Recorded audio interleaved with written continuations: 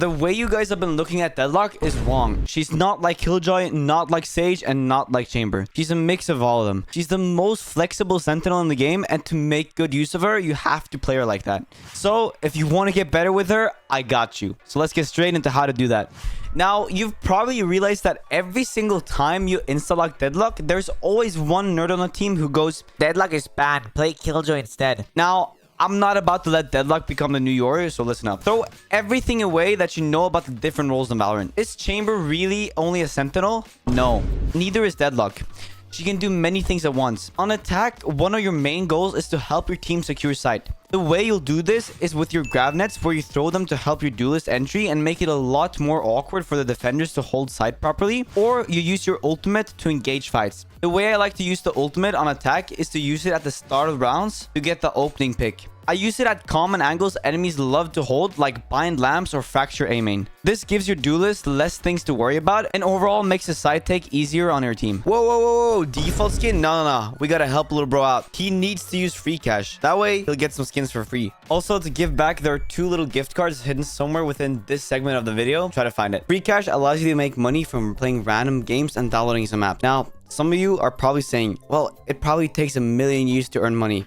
If so, I give you these stats. Most people start earning money within the first 20 minutes of opening the website. The longer you stay, the more you make. The website has over 30,000 trusted reviews on Trustpilot with an average score of 4.6 stars. Very nice. Now, to start earning, all you have to do is to pick from their big selection of offers, ranging from downloading a game like this one and completing some quests it gives you, which gave me a nice little balance to cash out, or at an even simpler task of just downloading an app like this one. Now, there's a lot of different cash out options so you can choose, but I chose the Valorant gift card one.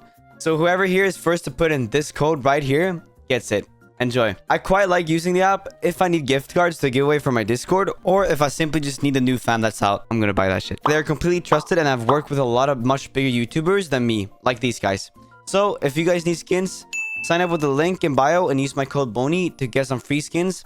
And again, thank you for sponsoring the video, Freecash. Now, back to the vid. Now, you know the sonic sensors are bad at holding flank. So if you really want to protect flank, put the wall behind you so it covers an area where they have to push in order to flank you guys. For example, here where a chamber trip is usually placed, on bind. Now, when they try to flank you, they'll make noise destroying it, alerting you guys that there is one flank. Now, after taking the site, your role shifts a bit. This is where you start to lock down the site and play a little bit more like a traditional sentinel. You throw your wall to slow down retakes and close off choke points, and you use your sonic sensors to help stun pushes if they try to retake. You can also, if you want to, choose to save your sonic sensors and place them deep into enemy territory to make rotations for the enemies very awkward. That way, it'll slow down the rotations a lot, giving your team some extra time to set up site. Now, remember where I said she's the most flexible sentinel in the game? Well, you can also play her flank if you don't like your teammates. You do this by setting up sonic sensors that are placed deep so enemies will likely not shift around in that area. Then you simply play off the sound alert or the stun for a little free pick. If you don't miss your bullets, don't miss. You know, it's kind of funny to read people's thoughts when Deadlock first got released. For example, when Chamber got released, people thought he was weak. When Harbor first released, people also thought he was weak. It's the same with Deadlock. People think she's very weak on the fence, when that's far from the truth. Deadlock shines when the enemy hard pushes, as she's by far the strongest stalling sentinel in the game. No other agent except for maybe Sage is able to stop a full rush as good as Deadlock. Now, how do you play her on the fence efficiently? Well, how annoying do you want to be? Her signature ability that you get for free is best used when you throw it at tight choke points. So this would be like your A main or fracture or your lamps on bind. Now place your wall so that the nodes that spawn on it is unshootable unless you're just at the end of the choke point. This way, you can ask for a smoke on the choke point, so when they try to break them, you can just spam through the wall with the phantom, which makes it even more annoying to push against you. Combo this with sonic sensors and it's very fun to play.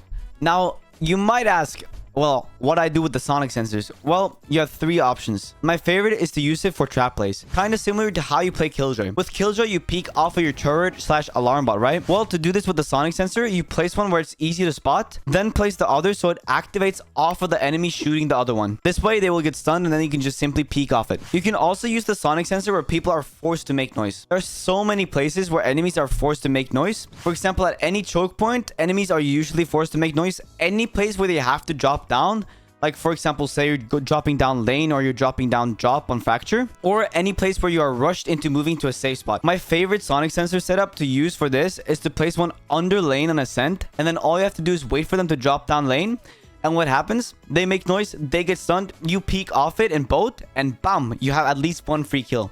Very nice. Now, remember how I said you can combo the sonic sensors with the wall? When you place the wall to block off a choke point, enemies will likely tunnel vision solely on the wall and try to destroy it as quickly as possible, right? Well, what happens then? They're probably not going to see a sonic sensor. So, this way, you can place the sonic sensor a bit further behind the wall.